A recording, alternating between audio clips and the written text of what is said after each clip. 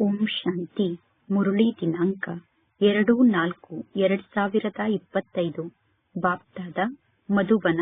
ಮಧುರ ಮಕ್ಕಳೇ, ಈ ಹಳೆಯ ಪತಿತ ಜಗತ್ತಿನ ಬಗ್ಗೆ ನಿಮಗೆ ಬೇಹದ್ದಿನ ವೈರಾಗ್ಯ ಬರಬೇಕು. ಏಕೆಂದರೆ ನೀವೀಗ ಪಾವನರಾಗಬೇಕು. ನಿಮ್ಮ ಏರುವ ಕಲೆಯ ಮೂಲಕ ಸರ್ವರ ಕಲ್ಯಾಣ ಆಗುತ್ತದೆ. ನೀವೀಗ ಏರುವ ಕಲೆಗೆ ಹೋದರೆ ಸರ್ವರ ಕಲ್ಯಾಣ ಆಗುತ್ತದೆ. ಇಂದಿನ ಪ್ರಶ್ನೆಯಾಗಿದೆ, ಆತ್ಮ ತನಗೆ ತಾನೇ ಮಿತ್ರ, ಆತ್ಮ ತನಗೆ ತಾನೇ ಶತ್ರು ಎಂದು ಹೇಳಲಾಗುತ್ತದೆ. ಅಂದ ಮೇಲೆ ಸತ್ಯ ಮಿತ್ರತೆ ಏನಾಗಿದೆ? ಉತ್ತರ, ಒಬ್ಬ ಪರಮಾತ್ಮ ತಂದೆಯ ಶ್ರೀಮತದಂತೆ ಸದಾ ನಡೆಯುವುದೇ ಸತ್ಯವಾದ ಮಿತ್ರತೆ ಆಗಿದೆ. ಸತ್ಯ ಮಿತ್ರತೆ ಅಂದರೆ ಒಬ್ಬ ಪರಮಾತ್ಮ ತಂದೆಯನ್ನು ನೆನಪು ಮಾಡಿ ಪಾವನ ಆಗುವುದು ಮತ್ತು ಪರಮಾತ್ಮ ತಂದೆಯ ಮೂಲಕ ಸಂಪೂರ್ಣ ಆಸ್ತಿಯನ್ನು ಪಡೆದುಕೊಳ್ಳುವುದು. ಈ ರೀತಿ ಮಿತ್ರರಾಗುವಂತಹ ಯುಕ್ತಿಯನ್ನು ಪರಮಾತ್ಮ ತಂದೆ ನಮಗೆ ತಿಳಿಸುತ್ತಾರೆ. ಸಂಗಮ ಯುಗದಲ್ಲಿ ಮಾತ್ರ ಆತ್ಮ ಸ್ವಯಂಗೆ ಸ್ವಯಂ ಮಿತ್ರ ಆಗುತ್ತದೆ. ಇಂದಿನ ಗೀತೆಯಾಗಿದೆ, ನೀನು ರಾತ್ರಿಯೆಲ್ಲಾ ಮಲಗಿ ಕಳೆದಿದ್ದೀಯಾ, ಹಗಲೆಲ್ಲ ಊಟ ಮಾಡಿ ಕಳೆದಿದ್ದೀಯಾ. ಓಂ ಶಾಂತಿ. ಹಾಗೆ ನೋಡಿದರೆ ಇದು ಭಕ್ತಿ ಮಾರ್ಗದ ಗೀತೆಯಾಗಿದೆ. ಇಡೀ ಜಗತ್ತಿನಲ್ಲಿ ಎಷ್ಟೆಲ್ಲಾ ಗೀತೆಯನ್ನು ಹಾಡುತ್ತಾರೋ ಅಥವಾ ಎಷ್ಟೆಲ್ಲಾ ಶಾಸ್ತ್ರವನ್ನು ಓದುತ್ತಾರೋ ಅಥವಾ ತೀರ್ಥಯಾತ್ರೆಗೆ ಹೋಗುತ್ತಾರೋ, ಇದೆಲ್ಲ ಭಕ್ತಿ ಮಾರ್ಗ ಆಗಿದೆ. ಅಂದರೆ ಗೀತೆಯನ್ನು ಹಾಡುವುದು, ಶಾಸ್ತ್ರವನ್ನು ಓದುವುದು, ತೀರ್ಥಯಾತ್ರೆಗೆ ಹೋಗುವುದು, ಇದೆಲ್ಲ ಭಕ್ತಿ ಮಾರ್ಗ ಆಗಿದೆ. ಜ್ಞಾನ ಮಾರ್ಗ ಎಂದು ಯಾವುದಕ್ಕೆ ಕರೆಯಲಾಗುತ್ತದೆ, ಭಕ್ತಿ ಮಾರ್ಗ ಎಂದು ಯಾವುದಕ್ಕೆ ಕರೆಯಲಾಗುತ್ತದೆ ಅನ್ನುವುದನ್ನು ಮಕ್ಕಳಾದ ನೀವು ಅರ್ಥ ಮಾಡಿಕೊಂಡಿದ್ದೀರಾ. ವೇದ, ಶಾಸ್ತ್ರ, ಉಪನಿಷತ್ ಮುಂತಾದದ್ದು ಭಕ್ತಿ ಮಾರ್ಗದಾಗಿದೆ. ಅರ್ಧ ಕಲ್ಪದವರೆಗೂ ಭಕ್ತಿ ನಡೆಯುತ್ತದೆ. ಪುನಃ ಅರ್ಧ ಕಲ್ಪದವರೆಗೂ ಜ್ಞಾನದ ಫಲ ಪ್ರಾಪ್ತಿಯಾಗುತ್ತದೆ. ಅಂದರೆ ಅರ್ಧ ಕಲ್ಪದವರೆಗೂ ಜ್ಞಾನದ ಫಲ ಇರುತ್ತದೆ. ಭಕ್ತಿಯನ್ನು ಮಾಡುತ್ತಾ ಮಾಡುತ್ತಾ ಕೆಳಗಡೆ ಇಳಿಯಲೇಬೇಕು. 84 ಜನ್ಮವನ್ನು ಪಡೆದುಕೊಳ್ಳುತ್ತಾ ಎಲ್ಲರೂ ಕೆಳಗಡೆ ಇಳಿಯುತ್ತಾರೆ. ಪುನಃ ಒಂದು ಜನ್ಮದಲ್ಲಿ ನೀವು ಏರುವ ಕಲೆಗೆ ಹೋಗುತ್ತೀರಾ. ಇದಕ್ಕೆ ಜ್ಞಾನ ಮಾರ್ಗ ಎಂದು ಕರೆಯಲಾಗುತ್ತದೆ. 1 ಸೆಕೆಂಡ್ನಲ್ಲಿ ಜೀವನ್ ಮುಕ್ತಿ ಎಂದು ಜ್ಞಾನದ ಬಗ್ಗೆ ಗಾಯನವನ್ನು ಮಾಡಲಾಗುತ್ತದೆ. ದ್ವಾಪರ ಯುಗದಿಂದ ಯಾವ ರಾವಣ ರಾಜ್ಯ ಇದೆಯೋ ಈಗ ಆ ರಾವಣ ರಾಜ್ಯ ಸಮಾಪ್ತಿಯಾಗಿ ಪುನಃ ರಾಮರಾಜ್ಯದ ಸ್ಥಾಪನೆ ಆಗುತ್ತದೆ. ನಾಟಕದ ಅನುಸಾರ ಯಾವಾಗ ನಿಮ್ಮ 84 ಜನ್ಮದ ಚಕ್ರ ಪೂರ್ಣ ಆಗುತ್ತದೆಯೋ ಆಗ ಏರುವ ಕಲೆಯ ಮೂಲಕ ಸರ್ವರ ಕಲ್ಯಾಣ ಆಗುತ್ತದೆ. ಜ್ಞಾನ ಮಾರ್ಗದ ಇಂತಹ ಕೆಲವೊಂದು ಶಬ್ದ ಕೆಲವೊಂದು ಶಾಸ್ತ್ರದಲ್ಲಿ ಇದೆ. ಏರುವ ಕಲೆಯ ಮೂಲಕ ಸರ್ವರ ಕಲ್ಯಾಣ ಅನ್ನುವ ಮಾತು ಶಾಸ್ತ್ರದಲ್ಲಿ ಇದೆ. ಸರ್ವರಿಗೂ ಸದ್ಗತಿಯನ್ನು ನೀಡುವಂತವರು ಒಬ್ಬ ಪರಮಾತ್ಮ ತಂದೆಯಾಗಿದ್ದಾರೆ. ಸಾಧು ಸಂತರಲ್ಲಿ ಅನೇಕ ಪ್ರಕಾರದ ಸಾಧು ಸಂತರಿದ್ದಾರೆ. ಜಗತ್ತಿನಲ್ಲಿ ಬಹಳಷ್ಟು ಮತಾಂತರ ಇದೆ. ಶಾಸ್ತ್ರದಲ್ಲಿ ಕಲ್ಪದ ಆಯಸ್ಸು ಲಕ್ಷಾಂತರ ವರ್ಷ ಎಂದು ಬರೆದಿದ್ದಾರೆ. ಶಂಕರಾಚಾರ್ಯರು ಮತವನ್ನು ನೀಡಿ 10,000 ವರ್ಷ ಆಯಿತು ಎಂದು ಹೇಳುತ್ತಾರೆ. ಅಂದ ಮೇಲೆ ಲಕ್ಷಾಂತರ ವರ್ಷಕ್ಕೂ 10,000 ವರ್ಷಕ್ಕೂ ಎಷ್ಟೊಂದು ಅಂತರ ಇದೆ. ಕೆಲವರು ಪುನಃ ಹೇಳುತ್ತಾರೆ ಇಷ್ಟು 1000 ವರ್ಷ ಎಂದು. ಕಲಿಯುಗದಲ್ಲಿ ಅನೇಕ ಮನುಷ್ಯರಿದ್ದಾರೆ. ಕಲಿಯುಗದಲ್ಲಿ ಅನೇಕ ಮತ ಇದೆ. ಕಲಿಯುಗದಲ್ಲಿ ಅನೇಕ ಧರ್ಮ ಇದೆ. ಸತ್ಯಯುಗದಲ್ಲಿ ಒಂದೇ ಮತ ಇರುತ್ತದೆ. ಈಗ ಪರಮಾತ್ಮ ತಂದೆ ಕುಳಿತು ಮಕ್ಕಳಿಗೆ ಸೃಷ್ಟಿಯ ಆದಿ ಮಧ್ಯ ಅಂತ್ಯದ ಜ್ಞಾನವನ್ನು ತಿಳಿಸುತ್ತಾರೆ. ಈ ಜ್ಞಾನವನ್ನು ತಿಳಿಸಲು ಎಷ್ಟು ಸಮಯ ಬೇಕಾಗುತ್ತದೆ? ಈ ಸಂಗಮ ಯುಗದಲ್ಲಿ ಪರಮಾತ್ಮ ತಂದೆ ಜ್ಞಾನವನ್ನು ತಿಳಿಸುತ್ತಾ ಇರುತ್ತಾರೆ ಎಂದೂ ಈ ರೀತಿ ಹೇಳಲು ಸಾಧ್ಯ ಇಲ್ಲ. ಪರಮಾತ್ಮ ತಂದೆ ಮೊದಲೇ ಈ ಎಲ್ಲಾ ಜ್ಞಾನದ ಮಾತನ್ನು ಏಕೆ ತಿಳಿಸಲಿಲ್ಲ ಎಂದು ಶಾಲೆಯಲ್ಲಿ ನಂಬರ್ ವಾರಾಗಿ ಶಿಕ್ಷಣವನ್ನು ಕಲಿಯುತ್ತಾರೆ. ಸಣ್ಣ ಮಕ್ಕಳ ಕರ್ಮೇಂದ್ರಿಯ ಬಹಳಷ್ಟು ಸಣ್ಣದಾಗಿರುತ್ತದೆ. ಅಂದ ಮೇಲೆ ಸಣ್ಣ ಮಕ್ಕಳಿಗೆ ಸ್ವಲ್ಪ ಶಿಕ್ಷಣವನ್ನು ಕಲಿಸಲಾಗುತ್ತದೆ. ಪುನಃ ಹೇಗೆ ಮಕ್ಕಳ ಕರ್ಮೇಂದ್ರಿಯ ಬೆಳೆದು ದೊಡ್ಡದಾಗುತ್ತಾ ಹೋಗುತ್ತದೆಯೋ ಆಗ ಮಕ್ಕಳ ಬುದ್ಧಿಯ ಬೀಗ ತೆರೆಯುತ್ತಾ ಹೋಗುತ್ತದೆ. ಮಕ್ಕಳು ಶಿಕ್ಷಣವನ್ನು ಧಾರಣೆ ಮಾಡಿಕೊಳ್ಳುತ್ತಾ ಹೋಗುತ್ತಾರೆ. ಸಣ್ಣ ಮಕ್ಕಳ ಬುದ್ಧಿಯಲ್ಲಿ ಅಷ್ಟೊಂದು ಶಿಕ್ಷಣ ಧಾರಣೆ ಆಗಲು ಸಾಧ್ಯ ಇಲ್ಲ. ಮಕ್ಕಳು ಯಾವಾಗ ದೊಡ್ಡವರಾಗುತ್ತಾರೋ ನಂತರ ಪುನಃ ವಕೀಲರಾಗುತ್ತಾರೆ, ಜಡ್ಜ್ ಆಗುತ್ತಾರೆ. ಈ ಜ್ಞಾನ ಮಾರ್ಗದಲ್ಲೂ ಕೂಡ ಅದೇ ರೀತಿ ಆಗುತ್ತದೆ. ಕೆಲವರ ಬುದ್ಧಿಯಲ್ಲಿ ಜ್ಞಾನ ಚೆನ್ನಾಗಿ ಧಾರಣೆ ಆಗುತ್ತದೆ. ಪರಮಾತ್ಮ ತಂದೆ ತಿಳಿಸುತ್ತಾರೆ, ನಿಮ್ಮನ್ನು ಪತಿತರಿಂದ ಪಾವನರನ್ನಾಗಿ ಮಾಡುವುದಕ್ಕೋಸ್ಕರ ನಾನು ಬಂದಿದ್ದೇನೆ. ಅಂದ ಮೇಲೆ ಈ ಪತಿತ ಜಗತ್ತಿನ ಬಗ್ಗೆ ನಿಮಗೆ ವೈರಾಗ್ಯ ಬರಬೇಕು. ಆತ್ಮ ಪಾವನ ಆದ ನಂತರ ಆತ್ಮ ಪತಿತ ಜಗತ್ತಿನಲ್ಲಿ ಇರಲು ಸಾಧ್ಯ ಇಲ್ಲ. ಪತಿತ ಜಗತ್ತಿನಲ್ಲಿ ಆತ್ಮ ಕೂಡ ಪತಿತ ಆಗಿದೆ. ಮನುಷ್ಯರು ಈ ಸಮಯದಲ್ಲಿ ಪತಿತರಾಗಿದ್ದಾರೆ. ಪತಿತ ಜಗತ್ತಿನಲ್ಲಿ ಮನುಷ್ಯರು ಕೂಡ ಪತಿತರಾಗಿದ್ದಾರೆ. ಪಾವನ ಜಗತ್ತಿನಲ್ಲಿ ಪಾವನ ಮನುಷ್ಯರು ಇರುತ್ತಾರೆ. ಪತಿತ ಜಗತ್ತಿನಲ್ಲಿ ಪತಿತ ಮನುಷ್ಯರು ಇರುತ್ತಾರೆ. ಇದು ರಾವಣ ರಾಜ್ಯ ಆಗಿದೆ. ಯಥಾ ರಾಜಾರಾಣಿ ತಥಾ ಪ್ರಜಾ. ಈ ರಾವಣ ರಾಜ್ಯದಲ್ಲಿ ಹೇಗೆ ರಾಜಾರಾಣಿಯರಲ್ಲಿ ಅಸುರಿ ಗುಣ ಇದೆಯೋ ಅದೇ ರೀತಿ ಪ್ರಜೆಗಳಲ್ಲೂ ಕೂಡ ಇದೆ. ಪರಮಾತ್ಮ ತಂದೆ ತಿಳಿಸುತ್ತಾರೆ, ಈ ಸಂಪೂರ್ಣ ಜ್ಞಾನ ಬುದ್ಧಿಯ ಮೂಲಕ ಅರ್ಥ ಮಾಡಿಕೊಳ್ಳುವ ಜ್ಞಾನ ಆಗಿದೆ. ವರ್ತಮಾನ ಸಮಯದಲ್ಲಿ ಎಲ್ಲರೂ ಪರಮಾತ್ಮ ತಂದೆಯ ಜೊತೆಗೆ ವಿಪರೀತ ಬುದ್ಧಿ ಉಳ್ಳವರಾಗಿದ್ದಾರೆ. ಈಗ ಮಕ್ಕಳಾದ ನೀವು ಪರಮಾತ್ಮ ತಂದೆಯನ್ನು ನೆನಪು ಮಾಡುತ್ತೀರಾ. ಪರಮಾತ್ಮ ತಂದೆಯ ಬಗ್ಗೆ ನಿಮಗೆ ಆಂತರ್ಯದಲ್ಲೇ ಪ್ರೀತಿ ಇದೆ. ಆತ್ಮಕ್ಕೆ ಪರಮಾತ್ಮ ತಂದೆಯ ಬಗ್ಗೆ ಪ್ರೀತಿ ಇದೆ. ಆತ್ಮಕ್ಕೆ ಪರಮಾತ್ಮ ತಂದೆಯ ಬಗ್ಗೆ ಗೌರವ ಇದೆ.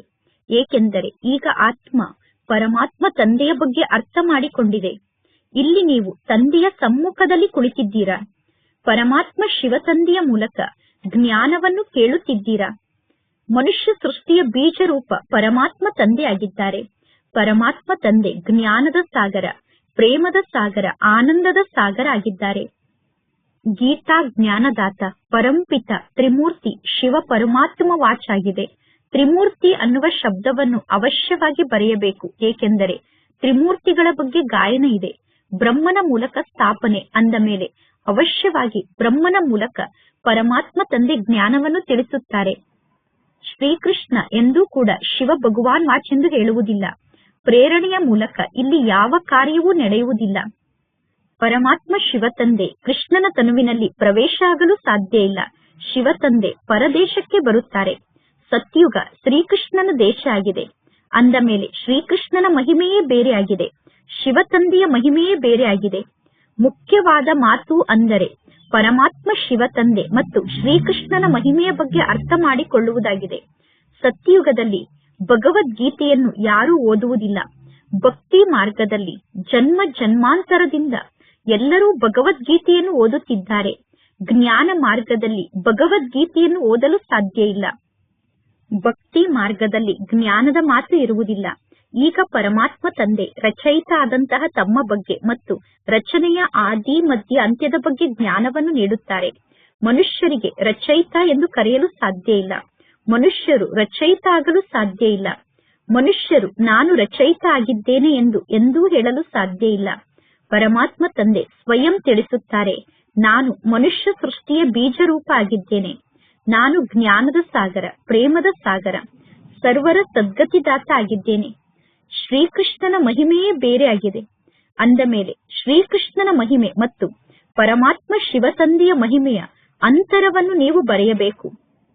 ಶ್ರೀಕೃಷ್ಣ ಮತ್ತು ಪರಮಾತ್ಮ ಶಿವ ತಂದೆಗೆ ಇರುವಂತಹ ಅಂತರದ ಬಗ್ಗೆ ನೀವು ಬರೆದಿರುವ ಮಾತನ್ನು ಮನುಷ್ಯರು ಓದಿದ ತಕ್ಷಣ ಗೀತಾ ಜ್ಞಾನದಾತ ಶ್ರೀಕೃಷ್ಣ ಅಲ್ಲ ಅನ್ನುವ ಮಾತು ಅವರಿಗೆ ಅರ್ಥ ಆಗಬೇಕು.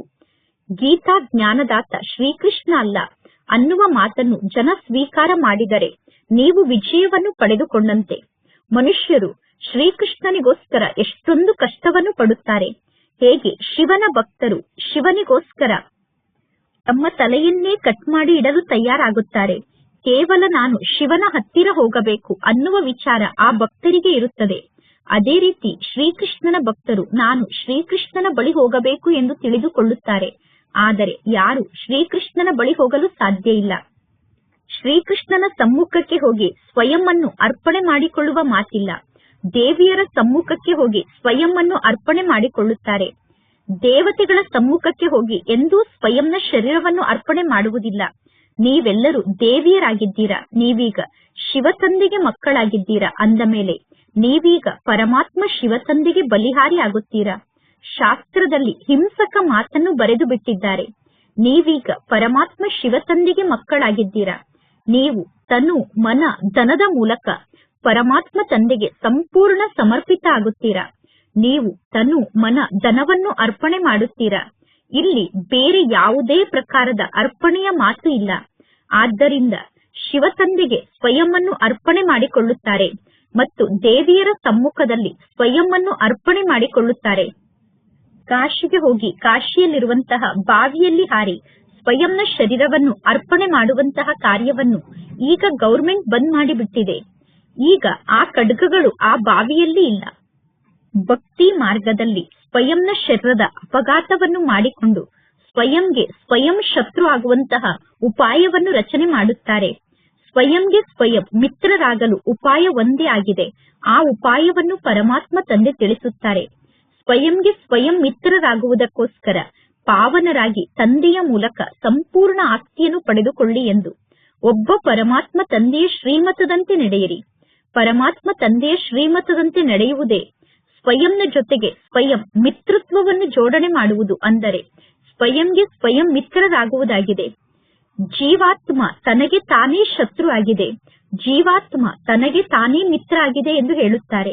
ಪುನಃ ಪರಮಾತ್ಮ ತಂದೆ ಬಂದು ಜ್ಞಾನವನ್ನು ನೀಡುತ್ತಾರೆ. ಪರಮಾತ್ಮ ತಂದೆ ಜ್ಞಾನವನ್ನು ನೀಡಿದಾಗ ಜೀವಾತ್ಮ ಸ್ವಯಂಗೆ ಸ್ವಯಂ ಮಿತ್ರ ಆಗುತ್ತದೆ. ಆತ್ಮ ಪವಿತ್ರ ಆಗಿ ತಂದೆಯ ಮೂಲಕ ಆಸ್ತಿಯನ್ನು ಪಡೆದುಕೊಳ್ಳುತ್ತದೆ. ಈ ಸಂಗಮ ಯುಗದಲ್ಲೇ ಪರಮಾತ್ಮ ತಂದೆ ಬಂದು ಆತ್ಮವನ್ನು ಸ್ವಯಂಗೆ ಸ್ವಯಂ ಮಿತ್ರನನ್ನಾಗಿ ಮಾಡುತ್ತಾರೆ. ಆತ್ಮ ತನಗೆ ತಾನೇ ಮಿತ್ರ ಆಗುತ್ತದೆ. ತಂದೆಯ ಮೂಲಕ ನಮಗೆ ಶ್ರೀಮತ ಪ್ರಾಪ್ತಿಯಾಗುತ್ತದೆ. ಅಂದ ಮೇಲೆ ಆತ್ಮ ತಿಳಿದುಕೊಳ್ಳುತ್ತದೆ, ನಾನೀಗ ಪರಮಾತ್ಮ ತಂದೆಯ ಮತದಂತೆ ನಡೆಯುತ್ತೇನೆ ಎಂದು. ಅರ್ಧ ಕಲ್ಪದಿಂದ ಸ್ವಯಂನ ಮತದಂತೆ ನಡೆದಿದ್ದೀರಾ, ಅಂದರೆ ಮನ್ಮತದಂತೆ ನಡೆದಿದ್ದೀರಾ. ಈಗ ಶ್ರೀಮತದಂತೆ ನಡೆದು ಸದ್ಗತಿಯನ್ನು ಪ್ರಾಪ್ತಿ ಮಾಡಿಕೊಳ್ಳಬೇಕು. ಈ ಜ್ಞಾನ ಮಾರ್ಗದಲ್ಲಿ ನಾವು ನಮ್ಮ ಮತದಂತೆ ನಡೆಯಲು ಸಾಧ್ಯ ಇಲ್ಲ. ಇಲ್ಲಿ ನಮ್ಮ ಮತವನ್ನು ನಡೆಸಲು ಸಾಧ್ಯ ಇಲ್ಲ. ಪರಮಾತ್ಮ ತಂದೆ ಕೇವಲ ಮಕ್ಕಳಿಗೆ ಮತವನ್ನು ನೀಡುತ್ತಾರೆ. ನೀವೀಗ ದೇವತೆಗಳಾಗುವುದಕ್ಕೋಸ್ಕರ ಇಲ್ಲಿಗೆ ಬಂದಿದ್ದೀರಾ. ಇಲ್ಲಿ ಯಾರು ಒಳ್ಳೆಯ ಕರ್ಮವನ್ನು ಮಾಡುತ್ತಾರೋ ಅವರು ಮುಂದಿನ ಜನ್ಮದಲ್ಲಿ ಒಳ್ಳೆಯ ಫಲವನ್ನು ಪ್ರಾಪ್ತಿ ಮಾಡಿಕೊಳ್ಳುತ್ತಾರೆ. ಅಂದರೆ ಅಮರ ಲೋಕದಲ್ಲಿ ಅವರಿಗೆ ಒಳ್ಳೆಯ ಫಲ ಪ್ರಾಪ್ತಿಯಾಗುತ್ತದೆ. ಈ ಕಲಿಯುಗ ಮೃತ್ಯು ಲೋಕ ಆಗಿದೆ. ಈ ಸಂಪೂರ್ಣ ಜ್ಞಾನದ ರಹಸ್ಯವನ್ನು ಮಕ್ಕಳಾದ ನೀವೇ ಅರ್ಥ ಮಾಡಿಕೊಂಡಿದ್ದೀರಾ. ಆದರೆ ನೀವು ನಂಬರ್ 1 ಪುರುಷಾರ್ಥದ ಅನುಸಾರ ಈ ಜ್ಞಾನದ ರಹಸ್ಯವನ್ನು ಅರ್ಥ ಮಾಡಿಕೊಂಡಿದ್ದೀರಾ. ಕೆಲವರ ಬುದ್ಧಿಯಲ್ಲಿ ಜ್ಞಾನ ಚೆನ್ನಾಗಿ ಧಾರಣೆ ಆಗುತ್ತದೆ, ಕೆಲವರ ಬುದ್ಧಿಯಲ್ಲಿ ಜ್ಞಾನ ಧಾರಣೆ ಆಗಲು ಸಾಧ್ಯ ಇಲ್ಲ. ನಿಮ್ಮ ಬುದ್ಧಿಯಲ್ಲಿ ಜ್ಞಾನ ಧಾರಣೆ ಆಗದೇ ಇದ್ದರೆ ಟೀಚರ್ ಏನನ್ನು ಮಾಡಲು ಸಾಧ್ಯ? ಟೀಚರ್ನ ಸಮ್ಮುಖದಲ್ಲಿ ಕುಳಿತು ನನ್ನ ಮೇಲೆ ಕೃಪೆಯನ್ನು ತೋರಿಸಿ ಎಂದು ಬೇಡುತ್ತಾರೇನು? ಅಥವಾ ಟೀಚರ್ನ ಸಮ್ಮುಖದಲ್ಲಿ ಕುಳಿತು ನನಗೆ ಆಶೀರ್ವಾದವನ್ನು ಮಾಡಿ ಎಂದು ಬೇಡುತ್ತಾರೇನು? ಟೀಚರ್ ಶಿಕ್ಷಣವನ್ನು ಕಲಿಸಿ ತಮ್ಮ ಮನೆಗೆ ಹೋಗುತ್ತಾರೆ. ವಿದ್ಯಾರ್ಥಿಗಳು ಶಾಲೆಗೆ ಬಂದ ತಕ್ಷಣ ಮೊದಲು ಪರಮಾತ್ಮ ತಂದೆಯ ಸಮ್ಮುಖದಲ್ಲಿ ನಿಂತು ಪರಮಾತ್ಮ ತಂದೆಯ ಪ್ರಾರ್ಥನೆಯನ್ನು ಮಾಡಿ ಪರಮಾತ್ಮ ತಂದೆಯಿಂದ ಪ್ರಾಪ್ತಿಯನ್ನು ಬೇಡುತ್ತಾರೆ. ಹೇ ಪರಮಾತ್ಮ ತಂದೆ, ನನ್ನನ್ನು ಪಾಸ್ ಮಾಡಿಸಿ. ನೀವು ನನ್ನನ್ನು ಪಾಸ್ ಮಾಡಿದರೆ ನಾನು ನಿಮಗೆ ಇಂತಹ ಪ್ರಸಾದವನ್ನು ಅರ್ಪಣೆ ಮಾಡುತ್ತೇನೆ ಎಂದು ವಿದ್ಯಾರ್ಥಿಗಳು ಶಾಲೆಗೆ ಹೋದ ತಕ್ಷಣ ಪರಮಾತ್ಮ ತಂದೆಯನ್ನು ಬೇಡಿಕೊಳ್ಳುತ್ತಾರೆ. ಟೀಚರ್ಗೆ ಎಂದೂ ಕೂಡ ವಿದ್ಯಾರ್ಥಿಗಳು ನನಗೆ ಆಶೀರ್ವಾದವನ್ನು ಮಾಡಿ ಎಂದು ಹೇಳುವುದಿಲ್ಲ. ಈ ಸಮಯದಲ್ಲಿ ಪರಮಾತ್ಮ ತಂದೆ ನಮಗೆ ತಂದೆ ಆಗಿದ್ದಾರೆ ಮತ್ತು ಟೀಚರ್ ಆಗಿದ್ದಾರೆ. ಪರಮಾತ್ಮ ತಂದೆ ತಂದೆಯಾಗುವುದು ಮತ್ತು ಟೀಚರ್ ಆಗುವುದೇ ಪರಮಾತ್ಮ ತಂದೆ ನಮಗೆ ನೀಡುವಂತಹ ಆಶೀರ್ವಾದ ಆಗಿದೆ ಎಂದು ನಮಗೆ ಅರ್ಥ ಆಗಿದೆ. ನನಗೆ ಮಗು ಹುಟ್ಟಿದರೆ ನಾನು ಆ ಮಗುವಿಗೆ ಧನ ಸಂಪತ್ತನ್ನು ನೀಡಬಹುದು ಎಂದು ತಂದೆ ಮಗ ಹುಟ್ಟಬೇಕು ಎಂದು ಬಯಸುತ್ತಾರೆ. ತಂದೆ ಮಕ್ಕಳಿಗೆ ಧನ ಸಂಪತ್ತನ್ನು ನೀಡಬೇಕು ಎಂದು ಬಯಸುವುದೇ ತಂದೆ ಮಾಡುವಂತಹ ಆಶೀರ್ವಾದ ಆಗಿದೆ ತಾನೆ. ತಂದೆ ಮಕ್ಕಳಿಗೆ ಸಂಪತ್ತನ್ನು ನೀಡುವುದು ಒಂದು ಕಾಯಿದೆ ಆಗಿದೆ. ಮಕ್ಕಳಿಗೆ ತಂದೆಯ ಮೂಲಕ ಆಸ್ತಿ ಸಿಗುತ್ತದೆ. ಈ ಸಮಯದಲ್ಲಿ ಎಲ್ಲರೂ ಇನ್ನೂ ಜಾಸ್ತಿ ತಮೋ ಪ್ರಧಾನರಾಗುತ್ತಾ ಹೋಗುತ್ತಾರೆ. ತಂದೆ ಹೇಗಿದ್ದಾರೋ ಮಕ್ಕಳು ಕೂಡ ಅದೇ ರೀತಿ ಇದ್ದಾರೆ. ದಿನ ಪ್ರತಿದಿನ ಕಳೆದಂತೆ ಪ್ರತಿಯೊಂದು ವಸ್ತುವು ತಮೋ ಪ್ರಧಾನ ಆಗುತ್ತಾ ಹೋಗುತ್ತದೆ. ತತ್ವ ಕೂಡ ತಮೋ ಪ್ರಧಾನ ಆಗುತ್ತದೆ. ಇದು ದುಃಖಧಾಮ ಆಗಿದೆ. 40,000 ವರ್ಷ ಕಲಿಯುಗದ ಆಯಸ್ಸು ಎಂದು ಹೇಳುತ್ತಾರೆ. ಒಂದು ವೇಳೆ ಕಲಿಯುಗ ಇನ್ನೂ 40,000 ವರ್ಷದವರೆಗೂ ಹೀಗೆ ಇದ್ದರೆ ಕಲಿಯುಗದ ಪರಿಸ್ಥಿತಿ ಏನಾಗಬಹುದು? ಮನುಷ್ಯರ ಬುದ್ಧಿ ಸಂಪೂರ್ಣ ತಮೋ ಪ್ರಧಾನ ಆಗಿದೆ. ಈಗ ಮಕ್ಕಳಾದ ನೀವು ಪರಮಾತ್ಮ ತಂದೆಯ ಜೊತೆಗೆ ಬುದ್ಧಿಯೋಗವನ್ನು ಜೋಡಣೆ ಮಾಡಿರುವ ಕಾರಣ ನಿಮ್ಮ ಬುದ್ಧಿಯಲ್ಲಿ ಪ್ರಕಾಶ ಇದೆ. ಈಗ ನಿಮಗೆ ಪ್ರಕಾಶ ಪ್ರಾಪ್ತಿಯಾಗಿದೆ. ಪರಮಾತ್ಮ ತಂದೆ ತಿಳಿಸುತ್ತಾರೆ, ಎಷ್ಟು ಜಾಸ್ತಿ ಸಮಯ ತಂದೆಯಾದ ನನ್ನನ್ನು ನೀವು ನೆನಪು ಮಾಡುತ್ತೀರೋ ಅಷ್ಟು ಆತ್ಮದಲ್ಲಿ ಪ್ರಕಾಶ ಜಾಸ್ತಿ ಆಗುತ್ತಾ ಹೋಗುತ್ತದೆ. ನೆನಪಿನ ಮೂಲಕ ಆತ್ಮ ಪವಿತ್ರ ಆಗುತ್ತದೆ. ನೆನಪಿನ ಮೂಲಕ ಆತ್ಮದಲ್ಲಿ ಪ್ರಕಾಶ ವೃದ್ಧಿಯಾಗುತ್ತಾ ಹೋಗುತ್ತದೆ. ನೀವು ಪರಮಾತ್ಮ ತಂದೆಯನ್ನು ನೆನಪು ಮಾಡದೇ ಇದ್ದರೆ ನಿಮಗೆ ತಂದೆಯ ಮೂಲಕ ಲೈಟ್ ಪ್ರಾಪ್ತಿಯಾಗುವುದಿಲ್ಲ, ಅಂದರೆ ಪ್ರಕಾಶ ಪ್ರಾಪ್ತಿಯಾಗುವುದಿಲ್ಲ. ತಂದೆಯ ನೆನಪಿನ ಮೂಲಕ ಆತ್ಮದಲ್ಲಿ ಲೈಟ್ ವೃದ್ಧಿಯಾಗುತ್ತದೆ, ಅಂದರೆ ಪ್ರಕಾಶ ವೃದ್ಧಿಯಾಗುತ್ತದೆ. ತಂದೆಯನ್ನು ನೆನಪು ಮಾಡದೇ ಇದ್ದರೆ ಪುನಃ ನೀವು ವಿಕರ್ಮವನ್ನು ಮಾಡಿದರೆ ಆತ್ಮದಲ್ಲಿರುವ ಪ್ರಕಾಶ ಕಡಿಮೆ ಆಗಿ ಬಿಡುತ್ತದೆ. ಅಂದರೆ ಪರಮಾತ್ಮ ತಂದೆಯನ್ನು ನೆನಪು ಮಾಡದೆ ಪುನಃ ನಾವು ವಿಕರ್ಮವನ್ನು ಮಾಡಿದರೆ ನಮ್ಮಲ್ಲಿರುವ ಪ್ರಕಾಶ ಕಡಿಮೆ ಆಗುತ್ತದೆ. ನೀವೀಗ ಸತೋ ಪ್ರಧಾನ ಆತ್ಮರಾಗುವುದಕ್ಕೋಸ್ಕರ ಪುರುಷಾರ್ಥವನ್ನು ಮಾಡುತ್ತಿದ್ದೀರಾ. ಇದೆಲ್ಲ ಬಹಳಷ್ಟು ಅರ್ಥ ಮಾಡಿಕೊಳ್ಳುವ ಜ್ಞಾನದ ಮಾತಾಗಿದೆ. ನೆನಪಿನ ಮೂಲಕ ನಿಮ್ಮ ಆತ್ಮ ಪವಿತ್ರ ಆಗುತ್ತದೆ. ರಚಯಿತ ಮತ್ತು ರಚನೆಯ ಜ್ಞಾನವನ್ನು ಶ್ರೀಕೃಷ್ಣ ನೀಡಲು ಸಾಧ್ಯ ಇಲ್ಲ ಎಂದು ನೀವೀಗ ಬರೆಯಬಹುದು. ಶ್ರೀಕೃಷ್ಣನ ಪದವಿ ನಮಗೆ ಸಿಗುವಂತಹ ಪುರುಷಾರ್ಥದ ಫಲ ಆಗಿದೆ ಅನ್ನುವುದನ್ನು ನೀವೀಗ ಬರೆಯಬಹುದು.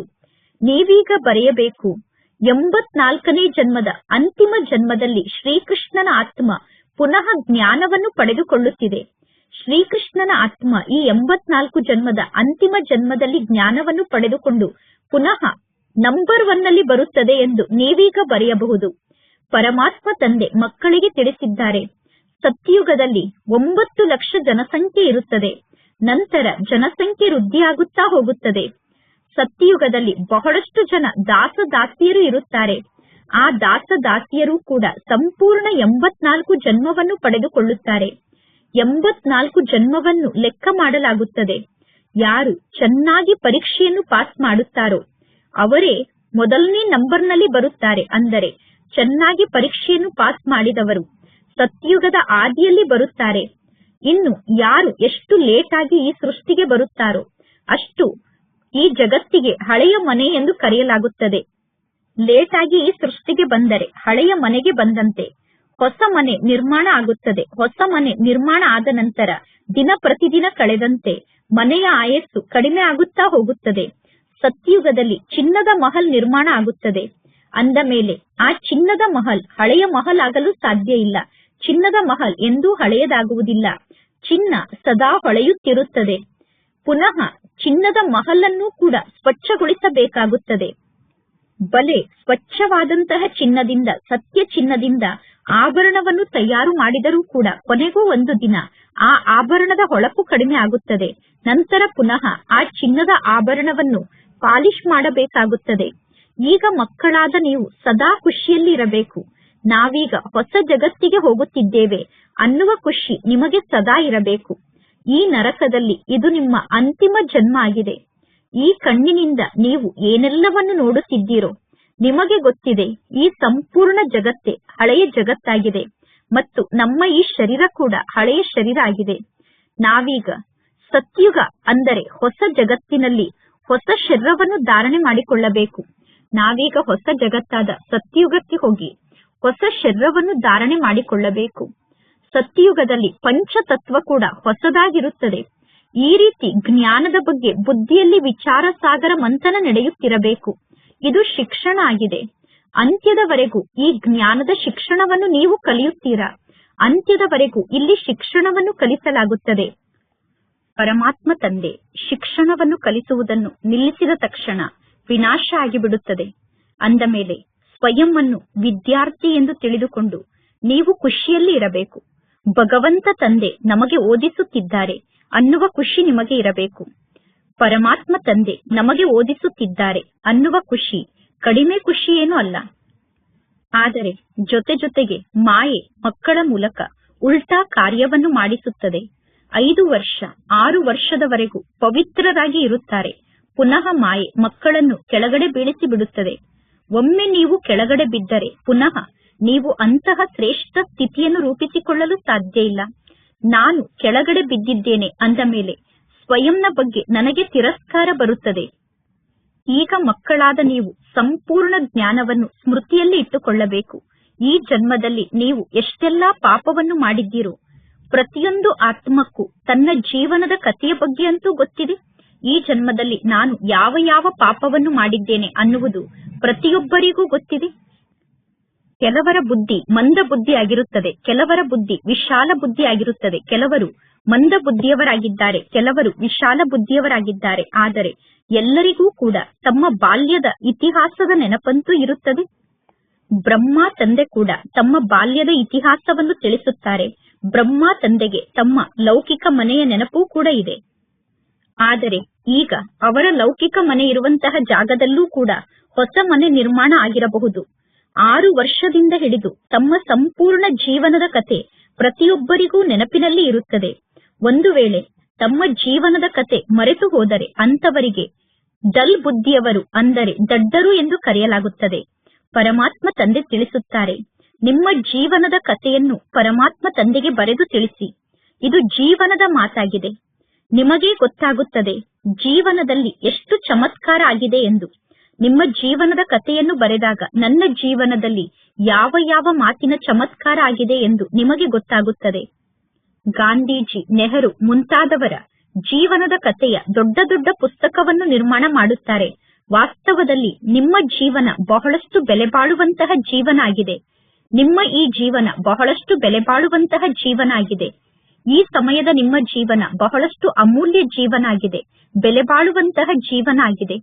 ಈ ಜೀವನದ ಬಗ್ಗೆ ವರ್ಣನೆಯನ್ನು ಮಾಡಲು ಸಾಧ್ಯ ಇಲ್ಲ. ಅಂದರೆ ಸಂಗಮ ಯುಗದ ಈ ಜೀವನ ಎಷ್ಟು ಬೆಲೆ ಬಾಳುವಂತಹ ಜೀವನ ಆಗಿದೆ ಅಂದರೆ ಈ ಜೀವನದ ಬಗ್ಗೆ ನೀವು ವರ್ಣನೆಯನ್ನು ಮಾಡಲು ಸಾಧ್ಯ ಇಲ್ಲ. ಈ ಸಮಯದಲ್ಲಿ ಮಕ್ಕಳಾದ ನೀವು ಸೇವೆಯನ್ನು ಮಾಡುತ್ತೀರಾ. ಈ ಲಕ್ಷ್ಮೀ ನಾರಾಯಣರು ಸ್ವಲ್ಪ ಕೂಡ ಸೇವೆಯನ್ನು ಮಾಡುವುದಿಲ್ಲ.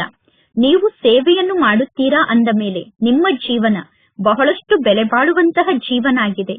ಈಗ ನೀವು ಅನ್ಯರ ಜೀವನವನ್ನು ರೂಪಿಸುವಂತಹ ಸೇವೆಯನ್ನು ಮಾಡುತ್ತೀರಾ.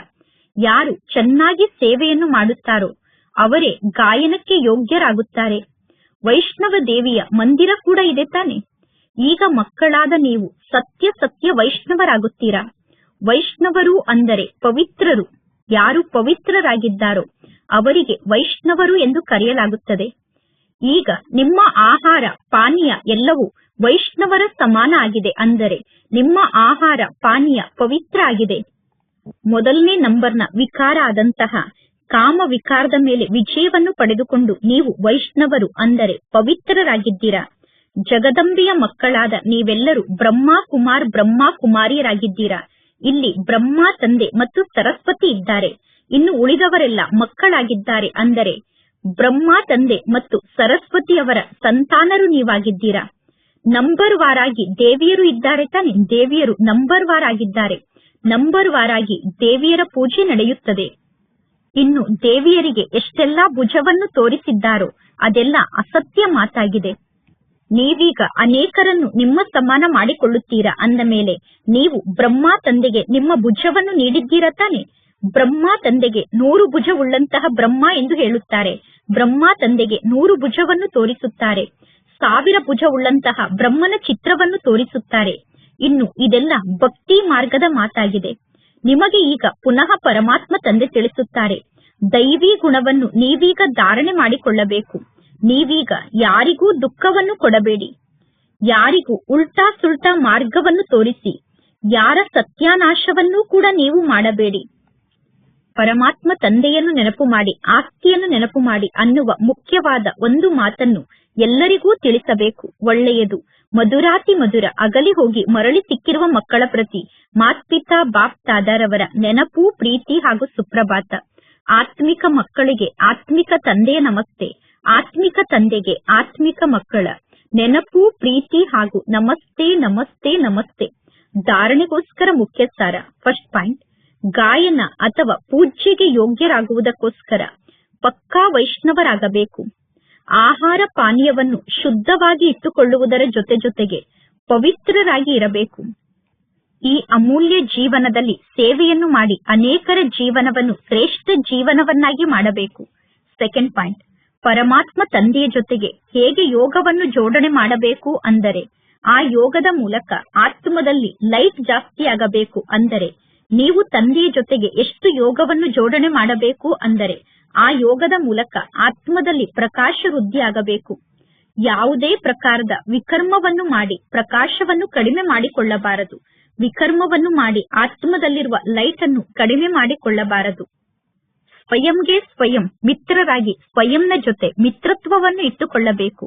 ಇಂದಿನ ವರದಾನ ಆಗಿದೆ, ಸ್ವಸ್ಥಿತಿಯ ಸೀಟ್ನಲ್ಲಿ ಸ್ಥಿತಾಗಿ ಪರಿಸ್ಥಿತಿಯ ಮೇಲೆ ವಿಜಯವನ್ನು ಪ್ರಾಪ್ತಿ ಮಾಡಿಕೊಳ್ಳುವಂತಹ ಮಾಸ್ಟರ್ ರಚಯಿತ ಆಗಿ. ಯಾವುದೇ ಪ್ರಕಾರದ ಪರಿಸ್ಥಿತಿ ಪ್ರಕೃತಿಯ ಮೂಲಕ ಬರುತ್ತದೆ. ಆದ್ದರಿಂದ ಪರಿಸ್ಥಿತಿ ನಿಮ್ಮ ರಚನೆಯಾಗಿದೆ ಮತ್ತು ಸ್ವಸ್ಥಿತಿಯಲ್ಲಿ ಸ್ಥಿತ ಆದಂತವರು ರಚಯಿತ ಆಗಿದ್ದಾರೆ. ಮಾಸ್ಟರ್ ರಚಯಿತ ನೀವಾಗಿದ್ದೀರಾ ಅಥವಾ ಮಾಸ್ಟರ್ ಸರ್ವಶಕ್ತಿವಂತರು ನೀವಾಗಿದ್ದೀರಾ? ಮಾಸ್ಟರ್ ರಚಯಿತ ಆದಂತವರು ಎಂದೂ ಸೋಲಲು ಸಾಧ್ಯ ಇಲ್ಲ, ಅಥವಾ ಮಾಸ್ಟರ್ ಸರ್ವಶಕ್ತಿವಂತ ಆದವರು ಎಂದೂ ಸೋಲಲು ಸಾಧ್ಯ ಇಲ್ಲ. ಮಾಸ್ಟರ್ ಸರ್ವಶಕ್ತಿವಂತರು ಅಥವಾ ಮಾಸ್ಟರ್ ರಚಯಿತರು ಸೋಲುವುದು ಅಸಂಭವ ಮಾತಾಗಿದೆ. ಒಂದು ವೇಳೆ ಯಾರಾದರೂ ತಮ್ಮ ಸೀಟನ್ನು ಬಿಟ್ಟು ಕೆಳಗಡೆ ಇಳಿದರೆ ಆಗ ಅವರು ಸೋಲುತ್ತಾರೆ. ಸೀಟನ್ನು ಬಿಡುವುದು ಅಂದರೆ ಶಕ್ತಿಹೀನರಾಗುವುದು. ಸೀಟ್ನ ಆಧಾರದಿಂದ ಶಕ್ತಿ ಸ್ವತಃ ಬರುತ್ತದೆ. ಯಾರು ಸೀಟ್ನಿಂದ ಕೆಳಗಡೆ ಬರುತ್ತಾರೋ ಅವರಿಗೆ ಮಾಯೆಯ ಧೂಳು ತಾಕುತ್ತದೆ. ಬಾಪ್ತಾದರವರ ಮುದ್ದಿನ ಮಕ್ಕಳಾದ ನೀವು, ಮರುಜೀವ ಜನ್ಮವನ್ನು ಪಡೆದುಕೊಂಡಂತಹ ಬ್ರಾಹ್ಮಣ ಮಕ್ಕಳಾದ ನೀವು ಎಂದು ದೇಹಾಭಿಮಾನ ಅನ್ನುವ ಮಣ್ಣಿನಲ್ಲಿ ಆಟವನ್ನು ಆಡಲು ಸಾಧ್ಯ ಇಲ್ಲ. ಇಂದಿನ ಶ್ಲೋಗನ್ ಆಗಿದೆ, ದೃಢತೆ ಕಠೋರ ಸಂಸ್ಕಾರವನ್ನೂ ಕೂಡ ಮೇಣದಂತೆ ಕರಗಿಸಿ ಆ ಕಠೋರ ಸಂಸ್ಕಾರವನ್ನು ಸಮಾಪ್ತಿ ಮಾಡಿಬಿಡುತ್ತದೆ. ಇಂದಿನ ಅವ್ಯಕ್ತ ಸೂಚನೆಯಾಗಿದೆ, ಕಂಬೈನ್ಡ್ ರೂಪದ ಸ್ಮೃತಿಯ ಮೂಲಕ ಸದಾ ವಿಜಯಿಗಳಾಗಿ. ಹೇಗೆ ಜ್ಞಾನ ಸ್ವರೂಪರಾಗಿದ್ದೀರೋ ಅದೇ ರೀತಿ ಸ್ನೇಹ ಸ್ವರೂಪರಾಗಿ. ಜ್ಞಾನ ಮತ್ತು ಸ್ನೇಹ ಎರಡೂ ಕಂಬೈನ್ಡ್ ಆಗಿರಬೇಕು.